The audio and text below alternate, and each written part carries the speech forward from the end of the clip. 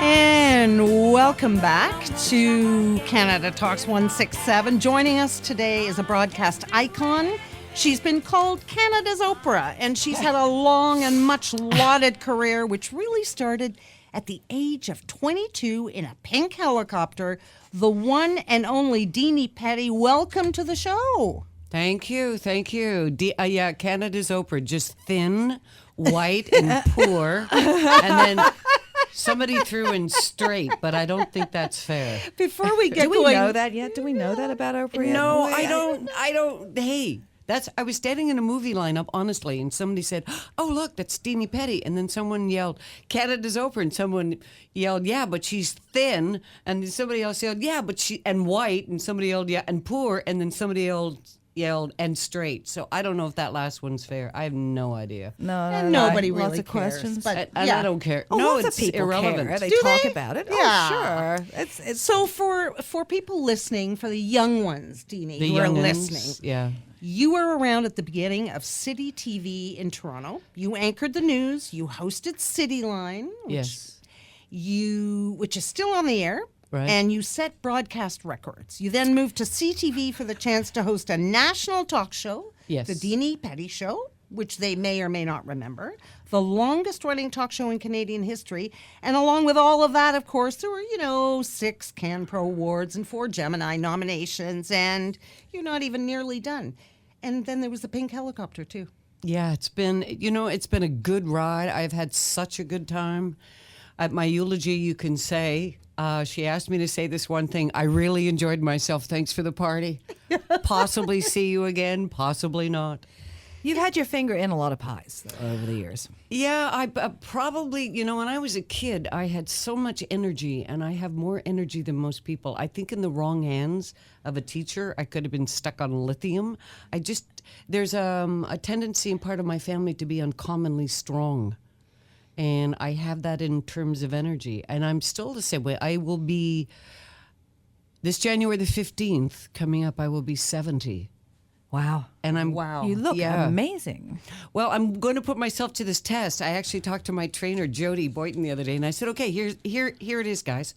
I'm going to see how physically fit I can get between now and my 70th birthday, and how good can you look? Because I always said, don't you remember this? They said you had a choice when you got old. You could have a great face or a great body, but you couldn't have both. Yeah. I'm like, Yeah.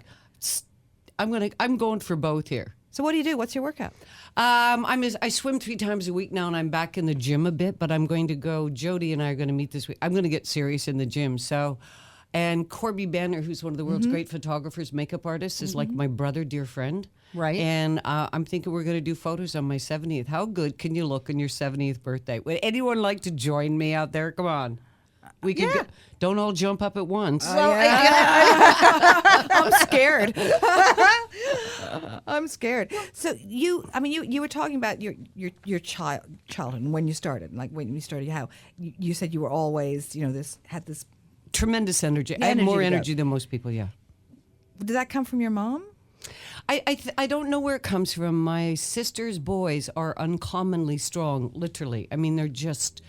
one was going to play NFL football. There's that line in my family. Mm-hmm. I've always been extremely strong. Do you remember Lloyd Percival, that name? Mm-hmm. He had a fitness place, and I went there one morning when I was doing television they were going to set me up for training. Of course, I'd partied the night before. I was so hungover. Mm-hmm. And so I did all the tests, and then I started working out at the gym, and 2 weeks later, a woman came up to me and said, I didn't know you were a professional athlete, Dini. I said, what are you talking about? She said, that routine workout is crazy. And I thought to myself, God, what if I'd shown up and I hadn't been hungover? I mean... Yeah, the possibilities I would have been could've- endless. Yes. So, yeah. But I've always been that way. And the only good thing I've ever done for myself in my entire life is I've exercised my whole life. Don't ask me why. That's great. I just did it. You and I talked before this, and you said that your mom was somewhat different growing up, but that God, you yes. didn't even know Till I was that everybody 15. else's Yeah. mom wasn't the same. What was that? My mother knew from time to time when things would happen. She knew, okay, we're going to go to Galt, Ontario to visit my grandparents. I'm 11 years old. I'm packing my little overnight case. And this didn't happen every day. My mother didn't read a crystal ball, but my mother knew from time to time what the future would bring. She came into the bedroom. She said, we're not going to Galt. I said, why aren't we going?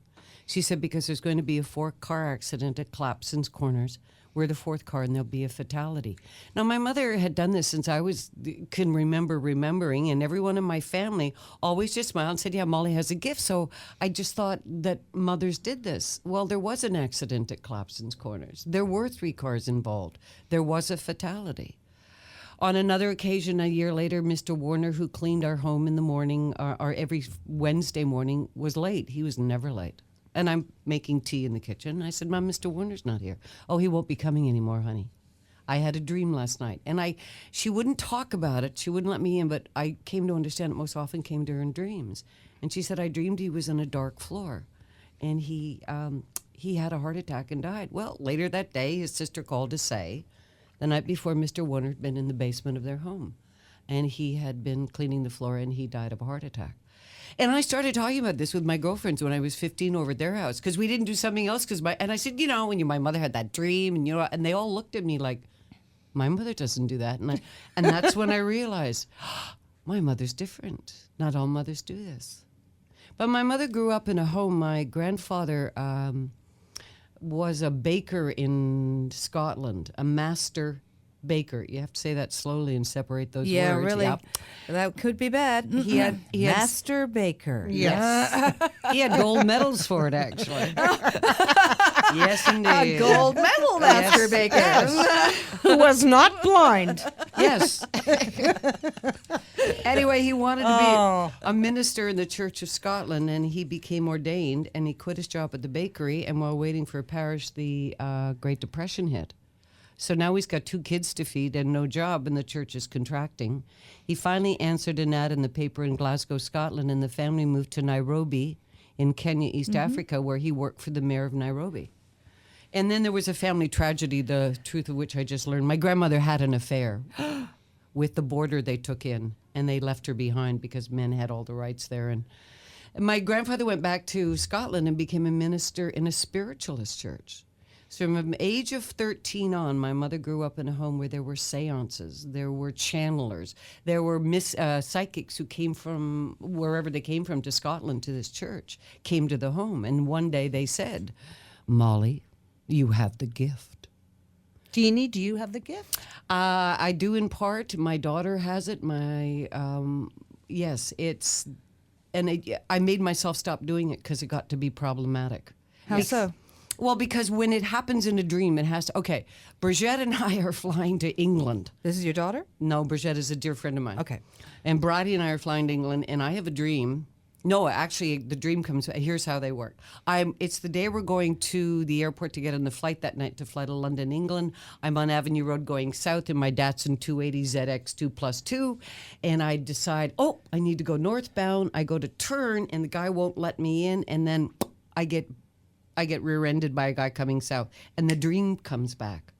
And in the dream, I'm on the 401 on my way to Pearson Airport. I'm in a minor accident, which makes me late for the plane, which is a good thing because the plane crashes. I'm now at the airport with Brigitte. Brigitte knows I do this kind of thing with the dream, and I say, Brigitte, I got to tell you, I had this dream. She said, that's it. She gets out of the line. I'm not getting on the plane. I said, no, it has to be exact. If I had been, because in the dream I was in the black Nissan. If I was in the Nissan and I was on the 401, I wouldn't get on the plane. But I was on Avenue Road because they come true exactly. And so we got on the plane. Obviously, we didn't die. And that's how I found the last house I lived in. I saw it in a dream, and it was the first house I looked at. And when I walked in, the dream came back. I went, my God, this is the house. So do you try to explain these things, or you just go with it? These things are explained and answered by the resolution of one of life's biggest questions. This is a one life deal, fade to black at the end, right. Or it ain't. And it ain't for me. I have for myself total certainty that there is more than this. I am not smart enough to tell you what it is. And if you go with the premise that this is not a one life deal, that there is more than this, you open the door to every possibility that exists. You open the door to precognition, to out-of-body experiences, of which I've had 12 at least in my life. You open the door to precognitive things, to dreams. You open the door to all of that, and I have lived with all of that my whole life because my mother had of your that. mom. But you don't talk about this when you're on television because people listening now are saying exactly what a lot of people would say. She's whack. I told you, Martha, she's out of her goddamn mind, that woman. I always do it. I always knew it. Not sure. So, if you think that it isn't the life and then fade to black, that there is more. There is more. You have done so much in Yes. this life so far. Yes. And you're not even 70. No, I'm 6 months away. You're not even 70. yeah, and so- you have done, let me see, what have you done? You have I've been Oh, we've busy. done it. Yeah, You've written children's books. Yeah. You've been on TV. You've flown helicopters. And now you've got a new venture. Yeah. I'm a busy girl, but I enjoy creativity is my raison d'etre. The most beautiful creative thing I ever did was this children's book called The Queen, the Bear, and the Bumblebee, which is recently, I was out in Banff about 3 weeks ago at the Banff Center, where this has been turned into a musical stage version. Oh, how thrilling. It's a combination of ballet, of a bit of all of the characters have a song, which I wrote for each character. It's a 45-minute multidisciplinary and brilliant stage thing, which is going to come to Toronto one day. I'm going to help. So did you Aaron write work- this for somebody in particular? I was asked to go to. Okay, here's another example of how things work in this strange. If we are more than just a one life deal. Many years ago, I was asked while I was doing the Dini show. So that's many years ago. A woman called me from the hospital with sick children. Will you come to the hospital and entertain the kids in a week? And I said, or in a month. And I went, yeah, sure. Wrote it down on my calendar. A month later, I'm driving down the Parkway. I'm in the car and I say to myself out loud, how am I going to entertain these kids? And that's when it happened. I saw in my head like a little movie video, and in it there were three characters, a queen, a bear, and a bumblebee, and there was this red ship, and I had planned to go for lunch, and I went for lunch, and I started scribbling out. I am a poet in my heart of hearts, and I started scribbling it out. This book is a poem. It's a huge poem that would take me 5 or 6 minutes to recite. So I go to the hospital, I recite it for the kids, and, they're sick children. And they smile, and they applauded a little, and I went home, threw it in a drawer, and said, one day I'll finish that. And one day I took it out and finished it. It became a bestseller. It's been turned into a CD, and now it's a musical. And it's all about finding yourself, in a sense, right? The last two lines, there's a moral to it, which is I had trouble selling it because the first publisher said you can't teach morals to children. But the moral in this is the last two lines. The queen and the bear wish for other things, and the last two lines are, and both of them learned that the best thing to do is be who you are, because there's only one you.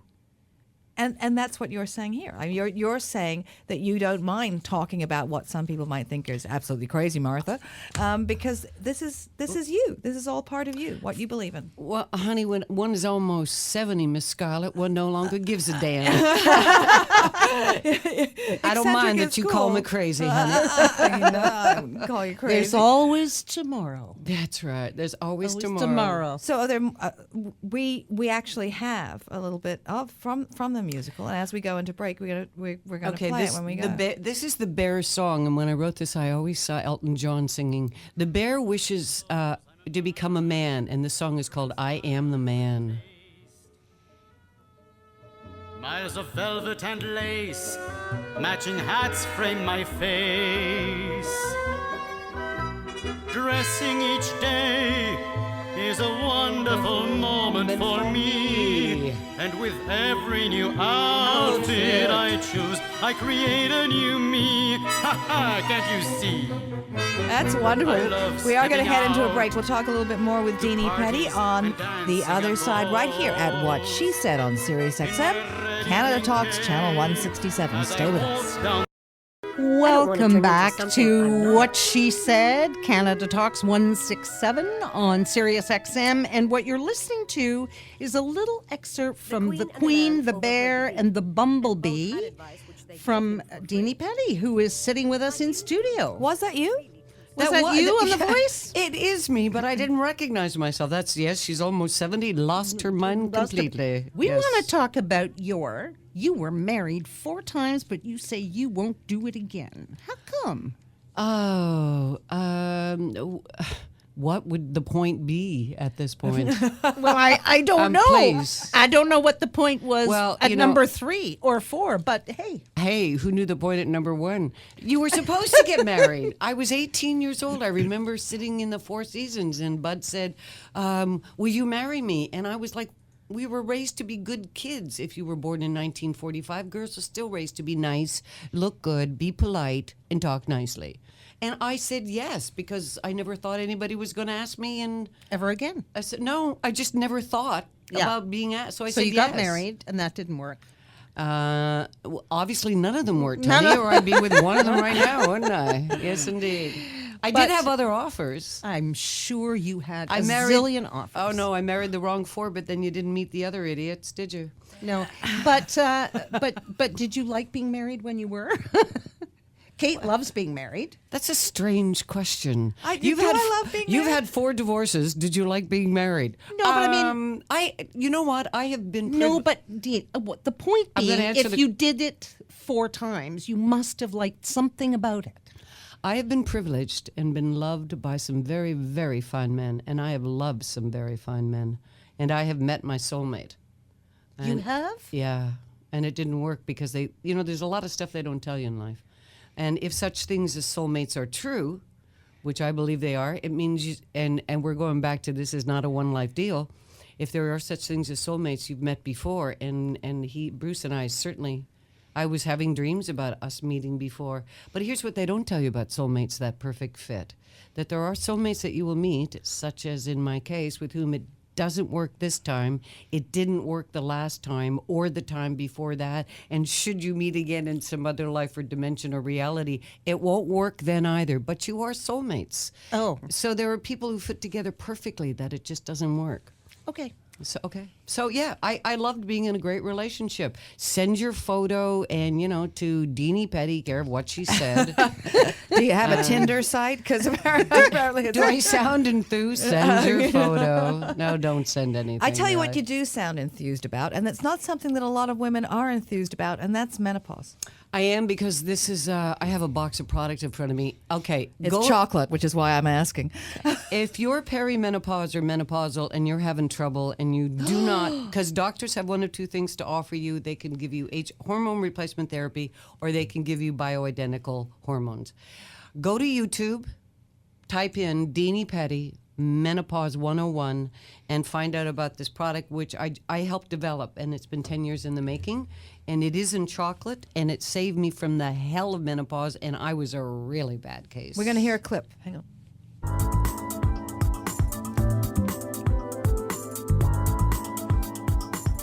Here, we should open this. Hello, I'm Dini Petty. And for the past 10 years, I've traveled across Canada giving seminars on menopause. Now, it all began because I was a really bad menopause case. And I went on hormone replacement therapy like millions of other women until July of 2002, when the Women's Health Initiative was released and the clinical All right, so trial these are on YouTube HRT videos that talk about it. And you said you were a really bad case. I had hot flashes, night sweats. Christine had it easy. I'm on HRT now because of my symptoms. I had 20 to 30 hot flashes a day that lasted 2 to 3 minutes. I woke up twice every single night. My pajamas completely soaked in Yep. sweat. I had brain fog. I had urinary urgency. I had vaginal dryness so bad that sex was painful. I had violent mood swings. I was nuts. I lost my life to this thing. Yeah. And I was happy on HRT until 2002. What? Well, because of the study? The Women's Health Initiative, which they're backtracking Yes. on because they don't have anything else. And then I went on a search to find a natural remedy, and I happened to have a secret weapon. My dear friend Marion Marshall, who became my business partner, was a medical herbalist and found these herbs on an international chat room with other herbalists. This part is stuck. There you go. We're They're trying to open undo this the box here so we can all get into the chocolate. I got to tell you, Yeah. I'm watching, and there's a box of chocolate in the room. Christine is diving over Dini because Dini's having some trouble here. No, opening no, it. no. I'm not touching menopausal chocolate. I escaped it. I'm not going anywhere near it. I might catch it. 20% of women go through the transition with the no symptoms, and you are one of them. You are blessed. You're a No, I lucky woke up woman. one day, had an incident one night, next day, over, done, not to be. You're lucky. Oh. Well, I know I'm lucky. I'm very blessed. in these, We can't open the box. I'm sure that there is Cassandra, something. come in here and save us. Okay. The box that will not. No, it's a there you go. chocolate square. In it, there are 2 herbs: Eucomia ulmoid, which is an extract from the bark of a renewable source of tree. Eucomia, in Chinese medicine, herbal medicine, which has gone on for 5,000 years. In herbal medicine, ginseng is the king. Yes. Eucomia is the prince. Eucomia is life-enhancing, works at a cellular level. Men and women take it for sexual functioning, for well-being. If you took it every day, because it's a superior tonic, it would only do you well. And it's married with mung bean, and that's the only thing that's in it, and it's working for 60% of women. And if you go to the YouTube video, you'll meet 4 women that I've coached through it are all like, "Thank you for saving my So life." this is it's a square of chocolate, small squares, and you have what, you can have a couple of these a day. It depends or- on your symptoms, hun. If you're perimenopausal, the instructions are there. It's a lot less than if you're in menopause. And if you're, it just depends on where you are. Some women are mild. You and I were severe cases. Very. Yeah, so you and I would end up taking 2 a day, 1 in the morning, 1 at night. Mm-hmm. Don't try it. Is it dark Sure, and 70% so where do you- plus chocolate? Is it like good for your chocolate? Chocolate is so good for you. Chocolate is So where would people get this? at any decent health food store. It's made by Platinum Naturals, Platinum Naturals, okay. who arguably make the best vitamins in the world. So I always match this up with vitamins. I don't know if you know this. When you go through perimenopause and menopause, your adrenals take over a lot of the work of your ovaries. The adrenals are literally the shock absorbers of your life. They handle all your stress. If you do not support your adrenals, in fact, so many women say, "Oh, I won't do anything. I'll just suffer through it." And you start a dwindling spiral because your adrenals are just taking on more and more work. So I always recommend for women in perimenopause, they get on Active X 2 a day. And then It's called Deco. it's Deco by Platinum Naturals. Deco by Platinum Naturals, a big box. Well, a box that's They very just- hard to get into, They've just changed. Yeah, they've just changed the which package. is what all boxes of chocolate should be, right, Sharon? No. No. Okay. Anyway, if you go to the just go to YouTube and look at it. Dini, what's my last name? Penny. Petty. The ActiveX. So this is for active women, which you are, and this combines nicely with the chocolate. Active X is for perimenopause. When you're in menopause, you need I'm to done, so I don't. You need to take SEM, Super Easy Multi Plus 45, because that has ginkgo biloba and things that are protective for your heart. And that's a much bigger issue when you're Yes. in menopause Yeah. than peri. So this is for peri. SEM is for women in menopause. Are you menopause. taking any vitamins? I take omega-3s, and I take a couple of like vitamin D, and I don't take a multivitamin anymore. Look 'cause what think I they're bought worse. for you. Oh, Miss I got Scarlett. some. A package of Super Easy multivitamins. So Okay. Ooh. 2 a Thank day. you. 2 a day. And you should And I'll be feel a Is whole that new just person? for? Is that for everybody? Super Easy Multivitamin Plus 45 is for women over 45, particularly women in menopause. I met this guy at a luncheon by accident. Here's a little trick of fate. I developed this herbal product with my herbal wonderful woman, Marion Marshall, who up and died on me. I mean, the nerve. That's very Marion, the inconsiderate. nerve. Very inconsiderate. And then I couldn't source the herbs anymore, and I had to go out of business. And I meet this guy at a luncheon, and he sends me some of his product. I go on this SEM. I called him 5 days later and said, "David, what's in these?" He said, "Why?" I said, "I feel like I just stuck my finger in a light socket. My energy went whoosh." Oh, good. I need that because you know. And I was also anemic, and anemia is a big problem for women, and a lot of products for anemia make you extremely constipated. Absolutely. So he gave me his Easy Iron, and all of his vitamins and his Easy Iron are suspended in high grade oil. So as you age, your digestion and your ability to absorb slows down. So if you put stuff in oil, when it hits your body, that's why I really felt it. Your body just drinks it up. The same with the Easy Iron. My stamina came back and my energy came back. Are those platinum naturals too? It's all by Platinum Naturals. Great. Okay. All right. Now, look, you speak. yep. Speak to people. You have a message about surviving. You are a survivor. Yeah. Tell our Yes, I am. listeners what you want them to know. About surviving. Yeah, we've got a couple of minutes left. Can you do it in 2? What can I tell you? But you don't know how much you can take until you have to walk a mile in your own shoes.